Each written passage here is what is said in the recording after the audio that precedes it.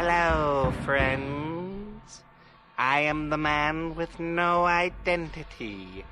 The man formerly known as John Henderson. Do come in. Welcome to the Theater of Thrills. You can't see me, but I can see you, Nathan Montgomery. For one person, that's going to be really scary. I hope he's listening.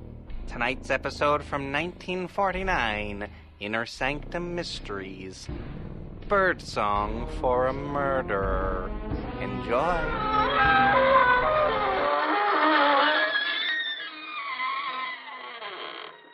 Good evening, friends.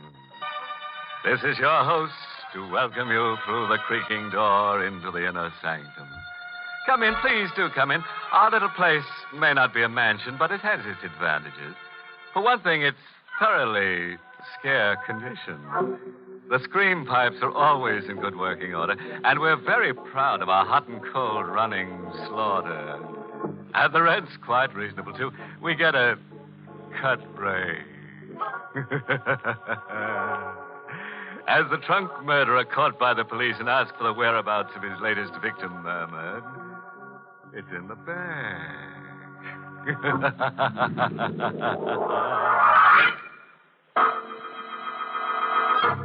Tonight's Inner Sanctum Mystery, Birdsong for a Murderer, was written by Lou Vittis and stars Ted Osborne in the role of Carl with Arlene Blackburn as Elaine. Well, you've had your warning. Whatever happens from now on, you asked for. Just be sure the family is provided for. And now to our happy little anecdote for tonight. Birdsong for a Murderer. My name is Carl Warner. An undistinguished sort of name, but I'm an undistinguished sort of man, so the name fits, I guess. I'm not a young man any longer, but I don't mind that. I wasn't very happy when I was young. Now, well, at least I'm not unhappy. And late at night, after Elaine has gone upstairs to bed, she's my wife. She's very pretty and younger than I am, and maybe I made a mistake in marrying her, but anyway, late at night, I go into the room where I keep the birds, and then, listening to them sing, I get as close to happiness as I can expect. I stay an hour, and then I cover their cages. And then they know it's time to sleep, and they sleep. Even on the stormiest of nights. And this was a stormy night. The birds were still, and I turned to go upstairs when someone knocked at the front door. It was late. We know very few people. We kept to ourselves mostly, Elaine and I, so I worried a little when I opened the door. Yes? Mind if I come in, Mr. Warner? It's kind of damp out.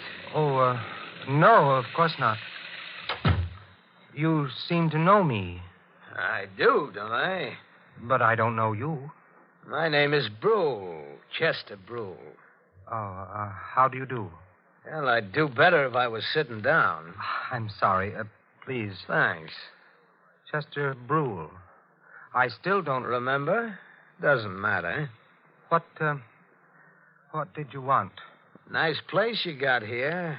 Much nicer than Cragmount. Cragmount? Cragmount Asylum for the insane. You work there? I used to work there. This is all very interesting. Funny thing happened just before I left. One of the inmates escaped. Very neat job. Was helped from the outside. Disappeared. Made quite a sensation. It must happen frequently. Not as frequently as all that. Besides, this baby was a homicidal lunatic. Homicidal? That's right. I don't see what all this has to do with me. I didn't say it had. There was one funny thing about this inmate. Was there? Loved canaries. Loved to listen to them sing. Psychiatrists at Cragmount found it very interesting. Birdsong was the only thing that kept the murderous impulse down. Mr. Warner, I'm out of work. That's too bad. You're not doing badly. Nice house, furnishings. Didn't I hear canaries singing before I come into the house? Maybe you did. So, 5,000 in the morning? No. I think yes. Otherwise, Cragmount will be happy to hear from me. 11 Crescent Place, room 2B, in the morning. You can show me to the door now. Of course. Good night, Mr. Warner. Till we meet again. I watched him go into the blackness, and the blackness swallow him. And then I went back into the house. I stopped at the foot of the stairs leading to the bedrooms. And then I turned and went into the aviary. The birds were quiet. I thought for a moment of taking the covers off the cages and letting the birds sing. And then I thought that night it might be better if I didn't let the birds sing.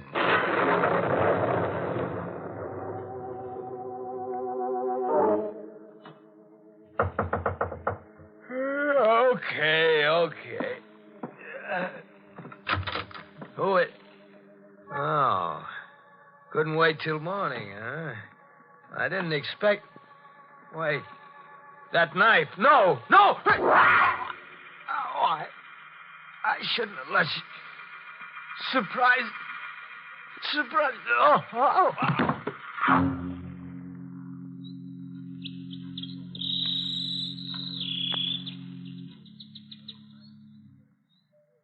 It had been a bad night. I couldn't have slept more than 2 or 3 hours. Fortunately, Elaine and I had separate rooms, and at breakfast the next morning, she was fresh and young and beautiful. Carl. Hmm? Why are you staring at me in that funny way? Nothing. You really shouldn't read it, Niels. Oh, it's only the paper. So many exciting things happen. I can't wait till I get to them. Still... Oh, isn't that terrible? What is? A man was murdered last night. It's not very far from here. In Crescent Place. Crescent Place? Huh. It's an odd name. Chester Brule. Carl, your coffee cup. I'm sorry, but I wish you wouldn't read the paper. It says that his canary, he had a canary, Carl, was singing when the landlady found the body. Oh, that's pathetic. Elaine, I told you not to read that paper. Darling. Give it to me. Carl, you're tearing the paper up. What's the matter? I'm nervous this morning. I don't remember your ever having been like this before. I told you I was nervous. Look, darling, why don't you go into the aviary, listen to the birds for a while? You love them so, and they have such a nice effect on you. I went into the aviary, as she suggested, and listened to the birds. It was quite a little while before I stopped trembling. Carl? Yes, dear? Come into the kitchen. All right. I've been washing the breakfast dishes, darling, and found this among them. The carving knife. Isn't that funny? And besides, look at it. The blade's all covered with brown stains. I see. Sure, I washed it after dinner last night. Did you use it for anything? No, darling. Give it to me. I'll wash it now. Oh, I can do it. I just wondered. Oh, the door. Will you... No, give me the knife. You answer the door. But... I said you answer the door. Well, all right, but there's nothing to shout about. I don't know what's the matter with you this morning. I washed the knife. Quickly but carefully. Very quickly. But very carefully. Didn't take long. The stains hadn't hardened much. The brown stains. Carl? Yes? Someone to see you, a man. What does he want? Well, he didn't say, except that it was important. I'll go see him. He said he's a lieutenant from the police. There are 17 steps between the kitchen and our living room. I know, because I counted them while I was walking to see Lieutenant Gregg of the police. 17 steps to make my face polite, relaxed, smiling. But would I be able to hide the trembling of my hands? You're Lieutenant Gregg. My wife said you wanted to see me. That's right. Have I been parking in the wrong place again? I'm afraid this isn't so simple. Oh, you're beginning to frighten me. What is it about? Murder? Oh? Mr. Warner, did you know a man named Chester Brule? Chester Brule? Well, I can't say offhand. I've such a bad memory for names. I may or may not. Why? He's the man who was murdered last night. Well, if I'd murdered him, I'd certainly remember his name. Of course. You understand this is just routine. You see, we found your name and address in Brule's address book. I see. We thought you might be able to help us. The fact that my name was in his address book doesn't Prove anything? Of course not. Would the fact that Brule used to be an attendant in an insane asylum mean anything to you? Why should it mean anything to me? Well, I didn't say it should, Mr. Warner. I just Well, it doesn't. Well, I guess that's that. Sorry to have bothered you, but we have to check every possible lead. I understand. I'll be going along now. Well, let me take you to the door. Funny thing, there was a bird cage in Brule's room with a canary in it, singing its head off. Oh? Well, lots of people are fond of canaries. Oh, sure. What was funny about it is that Brule's landladies swear Brule never had a bird. That is funny. The way it looks, the killer knifed Brule and then left the cage and the bird in it behind him. Doesn't make any sense unless you figure the guy who killed Brule was insane. Lieutenant Gregg of the police walked down the front path, across the sidewalk to a small black car, and drove away. I shut the front door. The birds had been quiet, but the slam of the door maybe started them off. And I knew that somehow I would have to get the cage and the bird in it out of Brule's room. I didn't know how I'd do it, but I'd do it, no matter how insane it was.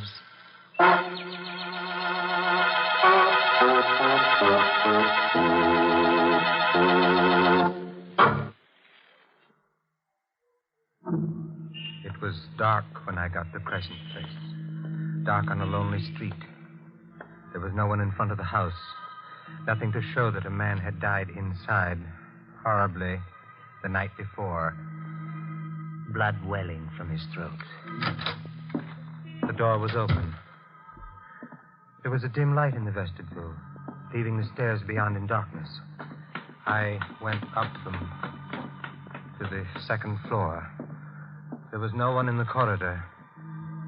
The door of 2B opened, and I went in. There was no light. The moon cast a pale glimmer over the room, and someone in a chair near the window. For a moment, I thought it was Brule, but there was no blood. And then I realized it was a policeman in uniform asleep. The cage was near the sleeping man. Would his sleep be sound enough?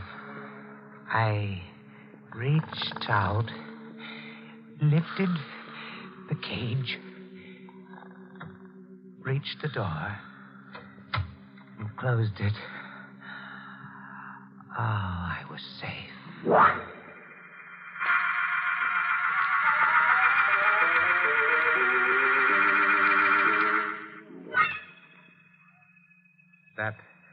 That would be a problem.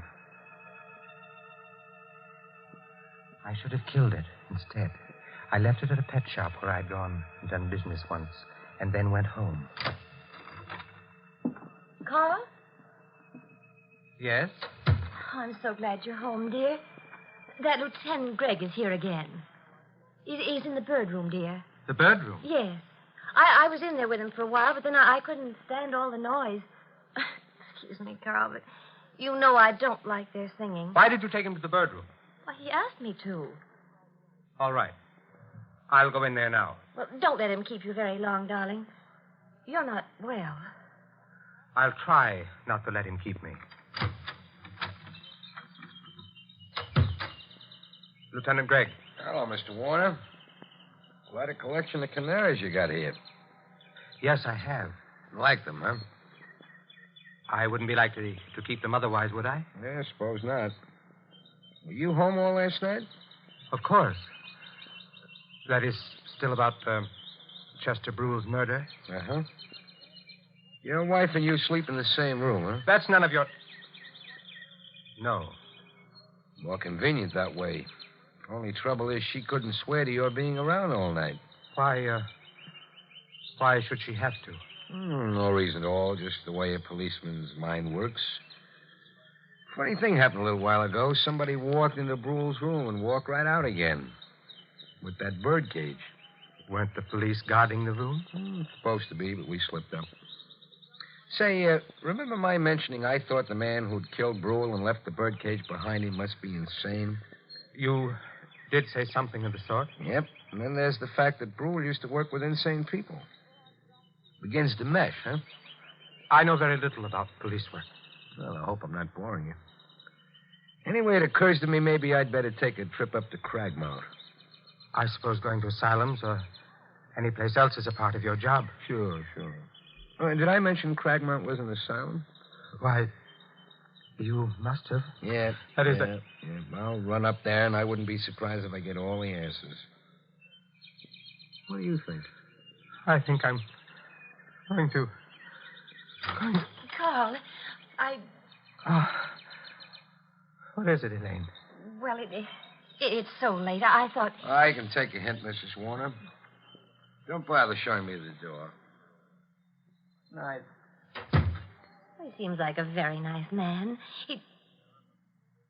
Carl, stop it. What? That stare. If I didn't know you so well, I'd say you were going mad. Go to bed, Elaine. All right, darling. Oh, Carl, look. Look at what? Through the window. The garden. Lieutenant Gregg didn't go away. He's down there. Get away from the window. Go to bed. Well, I'm going. He looks as if he's waiting down there for something. For what, Carl? I knew what he was waiting for. Elaine went to bed. To sleep. I went to my room. I didn't put the lights on. From my window, I could see him. It was very still in the house and outside. I went away from the window. Sat down. I knew I mustn't go to sleep. Things happen when you sleep. Terrible things. But I hadn't slept well the night before. Not well at all. And there'd been the strain of the day. It was night now, and dark, and still. Terribly still.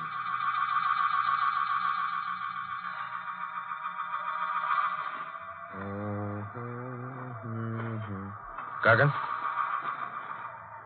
Gargan? I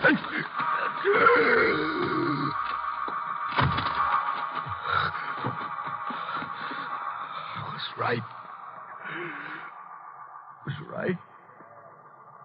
Only it wasn't Gargan. I'm cold.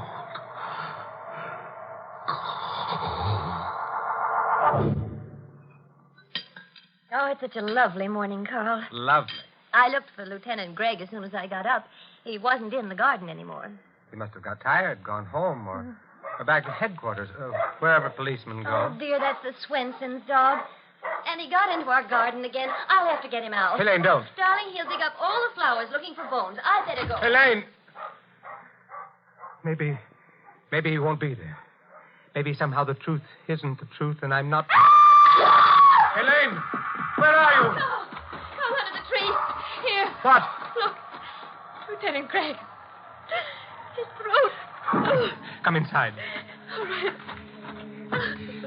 The kitchen. Oh, Carl, where are you going? The kitchen. What are you doing? The drawer, silverware. Yes, it's here. The carving knife. That's right. Well, I thought you washed it last night. I guess you didn't. You'd be wrong. I did wash it last night. The stains are still there. The brown stains. These are fresh ones. Elaine, get out of my way. I've got to go to the bird room. Oh, Carl, please don't go away from me. Carl! I was holding the carving knife in my hand. I started to put it down. And then I held onto it anyway. It would make taking the covers off the cages awkward, but I held onto it anyway. The birds were still. They'd remain still unless I took the covers off. Elaine. Carl, you must tell me. What's wrong? Don't come any closer. But Elaine, please. Not any closer. You've got that knife in your hand. Yes. The one with the brown stains. Oh, Carl. Shh, don't say anything. Carl, the night before last. Elaine, don't ask questions. That's dangerous. You were out of the house. No. Last night, when Lieutenant Gregg was killed. I was asleep. You have the knife, Carl. Yes. Give it to me. No.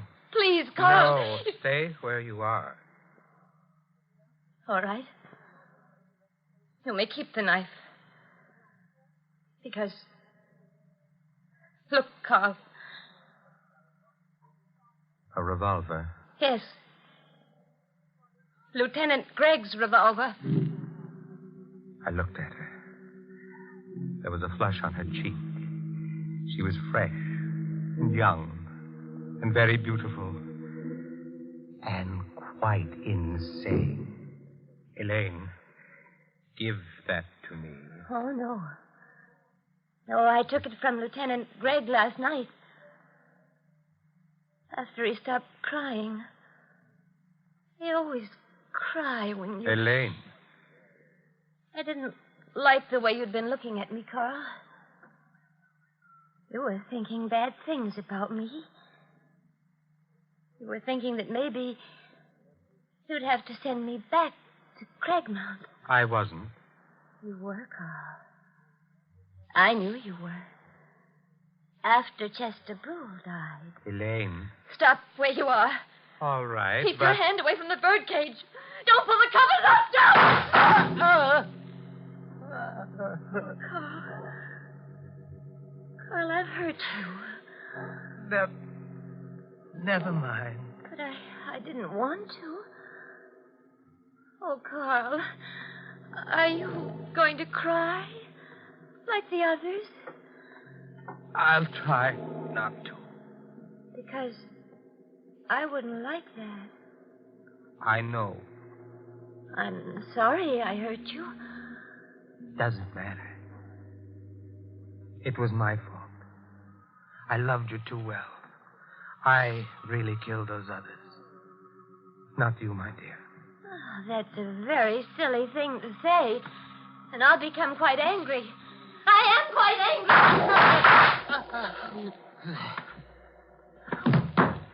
Carl. Carl, you silly. You pulled the covers off the cage. Carl. Oh, Carl, I'm speaking to you. Those birds, I don't like them. Carl? Oh. Oh, poor Carl. He's dead. I loved him. Now he's dead. But anyway, he didn't cry. He didn't cry.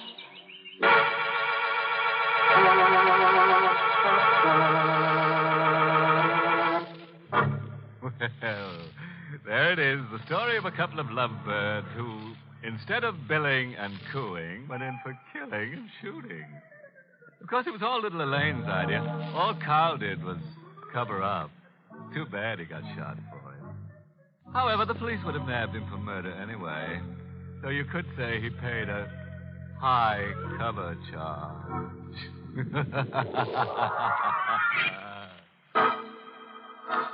Be with us again next week at this same time for another Inner Sanctum Mystery.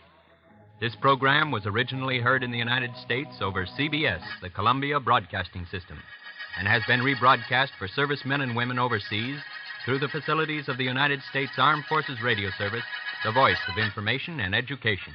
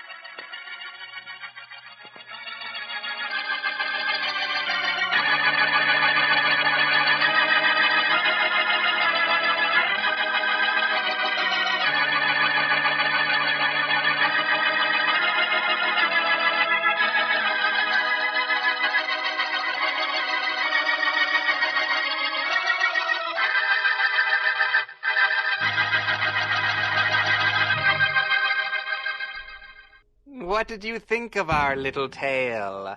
Review this show on iTunes and give it 5 stars. If you dare. What's that? Too spooky? Maybe you would prefer some comedy.